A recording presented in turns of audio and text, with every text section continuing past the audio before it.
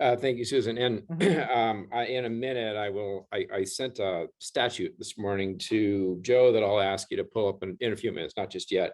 Gotcha. But let me lay kind of a little bit of background here. First of all, Stoel Reeves law firm, it's where I work every day, is spelled R-I-V-E-S, just so you know.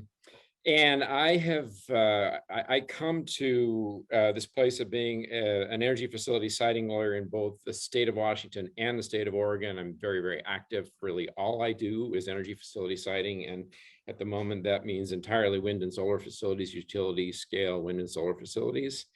In terms of my history, I was lucky to be the Port Townsend city attorney for about 5.5 years before moving to Oregon. And in those heady days in the early and mid 90s, I was very active as a representative of the Washington Municipal Attorneys Association in the regulatory reform movement in those days, and talking about expediting permitting for just kind of at the county and local level.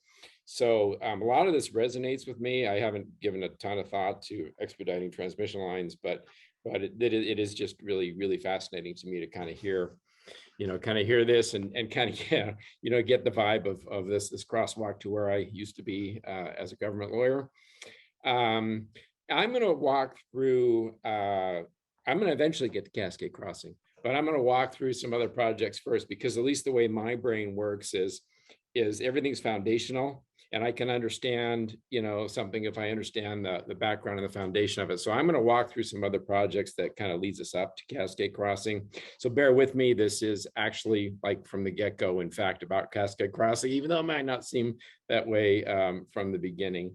I am a huge beneficiary of Sarah's presentation, because I don't have to talk about the FSEC process, because she did it fabulously. So I'm just going to talk about the projects and the precedent and really a lot of the issues that you've all touched on here. And then finally, just an introductory thing. Great to have Doug Young on board. Doug, I know you've probably looked up your lawyer jokes. You said you were going to do that. I tried to find biologist jokes and they aren't funny. So I don't come with any of those, but we'll see how you do when we get there. Doug and I have known each other for a long time. I'd say bumped heads a time or two. And it's really pretty cool to have him here with me today. So with that, if you wouldn't mind just getting to the first slide here. So just again, very introductory here. My first foray into this was early 2000s-ish, when we were contacted by PG&E, who had this big ambitious transmission line from Canada to California, and we spent a few days down in PG&E's offices in California, and we're starting to kind of map this out. And somewhere along the way, they stumbled over some WEC problem or whatever, so that one didn't proceed. But it really got me thinking and got us thinking about what this would look like. It's just fascinating to me to see this all really start to fire up again and be really seriously considered, because it is, as we look at the proliferation of renewable energy development throughout the region, it's perfectly obvious to me that we need to do something about logically connecting these systems together and building the infrastructure to address climate change needs. So again, it's a little back to the future here, and it's great to be a part of this. So why don't you pull up the next slide here. I'm going to start with our experience with Northwest Natural Gas South Mist Pipeline Extension Project that we permitted in Oregon. Application filed in the year 2000 and site certificate issued in 2003. This was a 62-mile, 24-inch natural gas pipeline that cut right down through the fertile Willamette Valley. It was approved and strongly encouraged by the Oregon Public Utilities Commission to deal with their concerns and Northwest Natural's concerns about some fairly significant gaps and service problems within the service territory, and the ability to really keep the furnaces running during cold winter months and the like. So there was a fairly strong imperative endorsed by the OPUC to move this project along at all deliberate speed. However, we ran into effectively knew it was coming, but we ran into a very significant statutory issue that really we in terms of from some opposition from intervening parties, it became very clear to us that there was tantamount to a prohibition of siting pipelines throughout the exclusive farm use zone in Oregon. So we, Northwest Natural, and my firm spent a considerable amount of time for a couple of years in a legislative session to formulate a solution through a very collaborative process to develop a regulatory framework, a statutory framework for permitting linear facilities. So if you wouldn't mind pulling up my statute now, I'm going to kind of quickly talk about this. Sarah lives and breathes this statute. So right, give me just a second here. Yeah. And you'll want to direct me to where on this page, which I'm sure you'll be prepared to do. Yeah, actually, that's probably all I need from the statute. So this is ORS 215-275, and in order to enable this project, the legislature approved ORS 215-275, which established a process and a criteria-based series of standards for permitting utility facilities necessary for public service, which is how it's defined here. And most importantly, and I want to focus you on this because it'll be thematic for what I'm going to say, are these A through F criteria or siting factors that are imposed in the state of Oregon on siting linear facilities, whether they're gas pipelines or transmission facilities.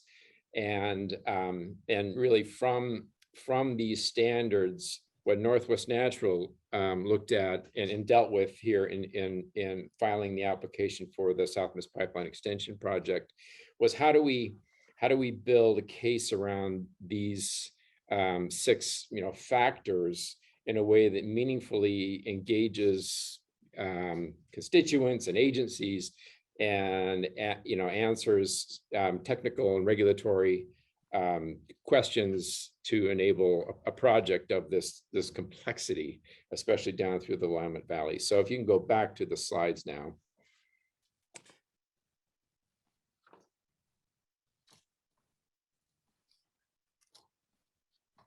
And what, so yeah, next slide here.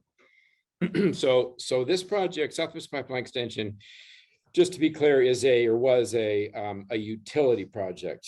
It was not a kind of speculative project. It was specifically a utility project to deal with a need that was defined by the Oregon Public Utilities Commission. And the route of the project was from more or less the Portland area down to the Molalla Gate Station. And if you look over kind of on the right-hand side, you see Molalla. So it was a 62-mile pipeline.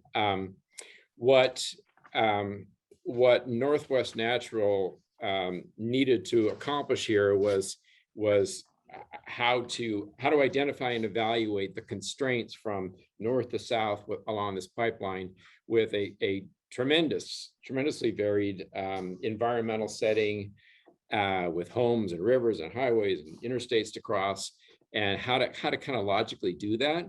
So we, with Northwest Natural, we pioneered what we called a constraint-based analysis that is based on the factors in ORS 215-275, and we really embraced the statute and use them. So in effect, individual criteria is necessary in looking at systems operation and connection requirements. And these criteria and the constraints are rarely understood in isolation. A few of them create on their own an absolute necessity to locate a linear facility in a specific location. Others define severely constrained locations where you simply can't get through a certain area and you have to find kind of a better way around. So both positive and negatively constrained areas based upon favorable locational factors that the statute really guided us toward. So Northwest Natural identified 10 locations and areas where one overwhelming constraint would make a particular location the only reasonable place to locate the pipeline. Several constraints together force a location, and all of that added together in this very complicated process created kind of a locational dependency on how the pipeline needed to be built through this area. So as we were looking through the process, we identified a number of really key factors. One is system tie-in locations for the pipeline.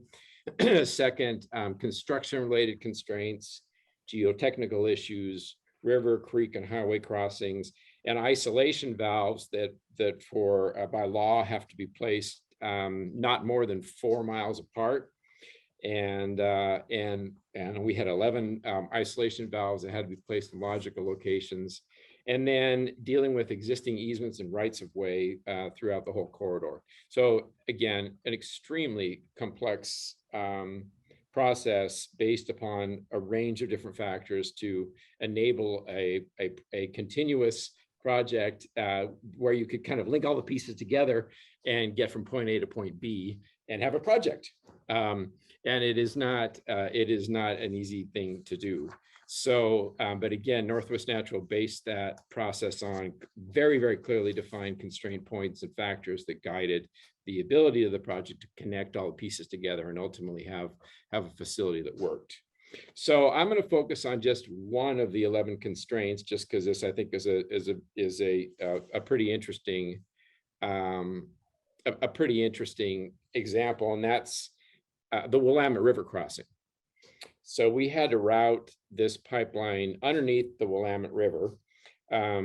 We had to find a location amidst a whole bunch of residential subdivisions to lay down enough area for a directional bore under the river that was able to, for a 2,400 foot length, get into the river with about a 660 foot crossing from bore point to bore point, required depth of a minimum of 30 feet below the river bottom, and a configuration that the bore would be approximately 3,300 feet with a 15-degree entry and exit angle.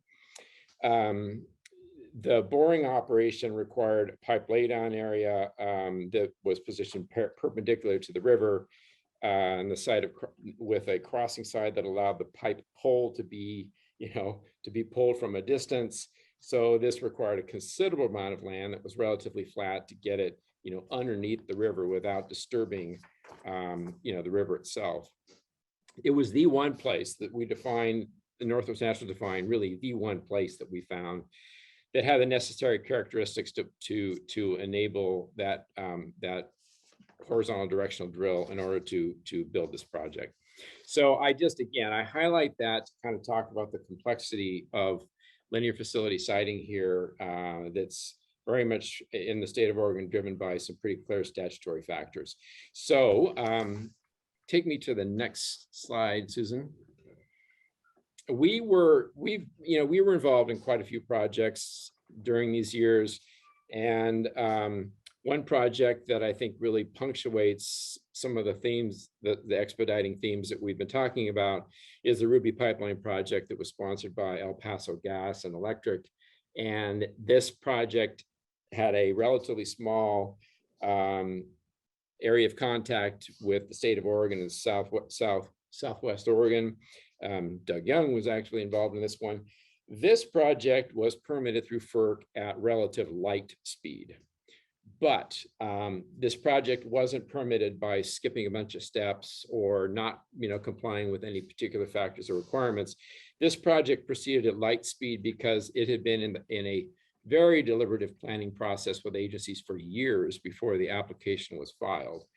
And we had many engagements with stakeholders, with tribes, not just in Oregon, but east of Oregon, state, county, and federal agencies, with a very consistent and disciplined approach and focus to consultation, both with tribal organizations and with agencies, driven by what was at that time a very, very consistent federal policy and a lot of kind of mandates and imperatives at the state level. So Ruby Pipeline filed that application in 2009. On April of 2010, FERC approved the application. Construction began July 2010 and was placed in service on 2011. That was very fast. And it wasn't, and again, the reason that happened at that speed was a very solid team of participants, very, very extensive consultation with federal agencies, and a very clear policy-driven approach to moving at all deliberate speed to meet construction deadlines and requirements. So not an Oregon FSIC process per se, but one that I think, for me at least, was foundational to kind of figuring out how to do these linear facilities. So if you go to the next slide, Susan. This is the map, Ruby Pipeline, and 680 miles of pipeline, again permitted at a real clip, and I'll be interested in what Doug has to say about that. The next slide, please, and I'm going to just cruise through these really quickly. The story I would tell here, and again, this just kind of is influential to me and how I've thought about linear facilities.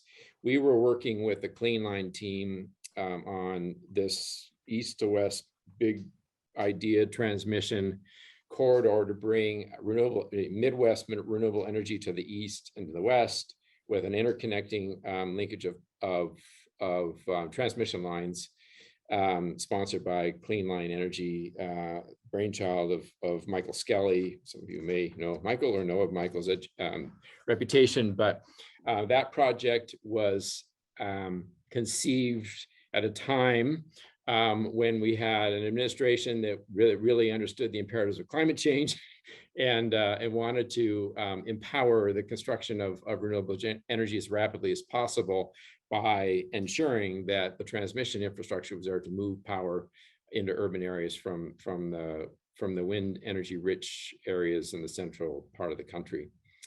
So next slide here. We were particularly working on the Western Spirit piece of this project that was kind of an interconnection into the Four Corners area of Colorado, Utah, New Mexico, and in that project, the goal was to really anchor, kind of have an anchor tenant project in New Mexico that would facilitate and enable the construction of the transmission line into California. So next slide, please. Actually, let's just go to the next one. So what happened, unfortunately, was a very significant change in policy with the Trump administration, and a pullback from any climate change imperatives, and it really did a number on the commercial imperatives and capabilities of this project to undertake its purpose and need. So the project ended up kind of selling assets and parceling out the project attributes to different players. The Western Spirit project was sold, as I show here, to Pattern Energy. They built it, and they constructed an 1,100 megawatt generation wind energy facility in New Mexico that was able to move power into California. But the rest of the project really, for the most part, didn't succeed because of a very significant disruption in federal policy. So next slide.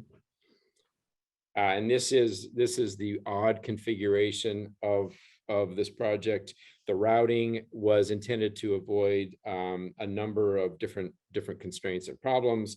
That's why it looks really weird, was to kind of get around some significant issues with metropolitan areas, some difficulties in tribal consultation, some difficulties in dealing with populated locales. But in any event, that part of the project was completed. and I guess kind of thematically here, to me, it demonstrated the need for very, very consistent policy to enable these projects to succeed. And when you have a big wobble in policy like we had with the disruptive nature of the prior administration, the regulatory and commercial need for the project really was compromised. All right. With that, let's now get into Cascade Crossing. And again, sorry for all that background, but to me, it's just sort of the logical way of going about this. Okay. Cascade Crossing started at about the same time as Boardman to Hemingway. In fact, I think we were slightly ahead of Boardman to Hemingway. It was originally conceived as a 210-mile, 500 kV double circuit transmission line from Boardman to the Salem area. It was intended to pick up a whole bunch of wind energy generation facilities that were being constructed out in the Columbia Plateau and surrounding areas.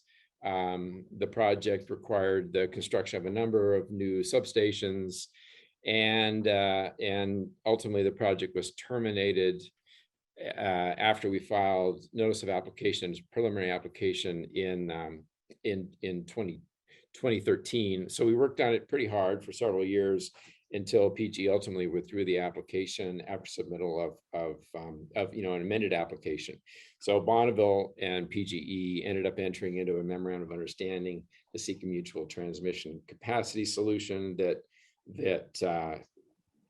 occurred in tandem with a time when wind energy facility development really slowed, and some of the queue requests were removed from some wind facilities that would have benefited from the project. So let's go to the next slide. So this is a map of Cascade Crossing, and so just to talk about the complexity of this. So you see Boardman on the right-hand side, kind of a key stakeholder, probably the most important key stakeholder really was the Confederate Tribes of the Warm Springs down in Simonasho. You see that area just north of Madras. So that's the Warm Springs Reservation. North of that is the Mount Hood National Forest. So the preferred transmission line corridor took the project through the Warm Springs Reservation. PGE negotiated a significant memorandum of understanding with all of the federal agencies potentially involved in the project, and with the Warm Springs Nation as a signed party to the MOU. And it was intended to be, was a cooperative agreement to make sure that all parties were at the table, that there was active consultation, that all stakeholders were actively and early involved and constantly involved in the process. So let me see. And so you see here those little wind turbines up in the upper right-hand corner, and that represents a number of requests for interconnection into the transmission line that was a very significant part of its commercial feasibility and reason for it being proposed. And then the final connection down to the urban area is the Bethel substation near Salem, that would have allowed additional power to flow into the Portland metropolitan area and areas south. So next slide. Okay, so this shows the 4 substations that would have been constructed along with the transmission line: the Cedar Springs substation on the north, Grassland Station near Boardman, the McCalla substation just west of Morrow, and then finally the proposed Pine Grove substation just north of the boundary of the Warm Springs Tribal Reservation, and then ultimately connecting to the Bethel substation and the Santiam substation, Bonneville substation further to the west. So the complexity for me doing this was having to reach back into memory land to remember how all this worked. But I was able to pull together a fair amount of information that I'd like to just kind of walk through now, and then hopefully have an opportunity for Doug to jump in and for some questions. So PGE established siting criteria both for the transmission line as well as the substations that reflected those 6 locational requirements in ORS 215-275. Again, following the pattern and the foundation built by Northwest Natural with the South Miss Pipeline extension, really echoing a lot of the siting strategies that Northwest Natural developed in permitting South Miss Pipeline extension. And again, this also, of course, was an FSEC, or Oregon FSEC jurisdictional project. So the substations themselves really defined, those locations really defined a lot of where the transmission line needed to go in order to meet the interconnection needs from the wind generators out in the eastern area of the state. And in developing the siting standards and making sure that we had addressed stakeholder concerns and that we had addressed environmental and natural resource constraints, the siting criteria for substations included considering jurisdictional waters, impacts to streams, rivers, and wetlands, and that shaped where alternatives needed to be considered and available. Existing land use, the opportunity to find sufficient sites in the right location with the right zoning for substations, addressing risks to protected areas. In Oregon, FSEC has a protected area standard that requires some consideration to be made of areas that are listed by law as protected from various different impacts. Historical, cultural, and archaeological resources. PGE was engaged in very deep consultation with both the Warm Springs and the CTUIR Umatilla tribe and other Native peoples in uncovering and dealing with and trying to understand archaeological resources along this entire route, and particularly the substation areas because of the level of disturbance to the actual ground where the substations were proposed. Natural hazards, as with Northwest Natural, with the geotechnical issues for the pipeline, citing this project over the Cascades with a lot of geological and geotechnical hazards and issues was not an easy task. So that was identified as one of the key siting criteria for substations. The site size, we needed to find sites of 20 to 30 acres for substations. Ownership of land, finding sites with relatively few landowners involved, and sites where title to land could be readily ascertained. Access to site, in other words, not needing to build a whole bunch of new roads. Distance from the proposed actual transmission line route so that we had locations as close as possible to the wires themselves. And then transmission line crossings, not wanting to kind of cross over other transmission lines, most particularly Bonneville lines and others. So from that, PGE developed, a series of siting criteria to avoid impacts, and that included avoiding the Columbia Ridge or the Columbia Gorge Natural Scenic Area, avoiding wilderness areas, avoiding to the best extent possible crossing of the Deschutes, John Day, Clackamas, and other wild and scenic rivers, avoiding inventoried roadless areas, avoiding the Umatilla National Wildlife Refuge area, and avoiding state parks, all to the best extent possible. Again, not easy stuff with a linear facility that you can't just kind of break and move at a particular location when you hit something that compromises the ability to build a linear transmission line. So PGE then focused on the transmission line itself and essentially conceived of the transmission line into 5 different segments. And within those segments, PGE assigned dozens and dozens of constraint points and constraint areas. Given that we're running short on time, I'm not going to walk through all those, but in essence, the constraint evaluation process led ultimately to the siting decisions and the ability to find strategies to avoid and minimize impacts to the project to the best extent possible, and to develop a transmission line corridor that to the best extent we were able to meet the commercial needs of the project while also being sensitive to the many competing resource issues and problems.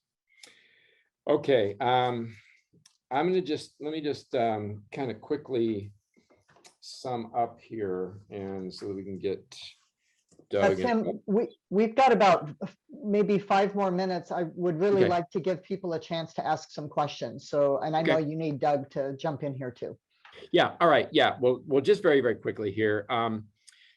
These projects are not considered in isolation. We adopted a very fundamentally a land use approach. The question is always how to make a current legal framework sufficient to function in a logical fashion, how to develop projects expeditiously, particularly now that we're really needing to deal with and address climate change issues. And how really, and this is something that I think really bears some discussion, how to do any of this with inconsistent state laws and without the concepts of preemption to enable facilities. So, Doug, I hope I've given you enough time here. Now, just a few minutes, Doug. Probably not as much time as you wish. That's all right. I want to start by basically saying I'm sorry I put up a lawyer joke. I couldn't help it. So Tim, thank you for that amazing story of so many different linear energy projects. Ruby Pipeline was probably the most amazing linear project I worked on. I was with U.S. Fish and Wildlife Service and lead for the state of Oregon. I'm sorry, the Oregon State Office, U.S. Fish and Wildlife Service during the Ruby Pipeline, 2 years of intense work and construction. We had to pull together 3 regional offices, 4 state offices, and get alignment with that project. It was an amazing time when Ruby came out. It was the same time that B2H was getting started. It was the same time that Cascade Crossing was getting started. In Oregon, we were experiencing some of the highest numbers of proposed natural gas pipelines through our state. The highest offshore wind proposals anywhere in the country. We moved from number of megawatts built wind projects nationwide from 16th to number 4 in a matter of 2 years.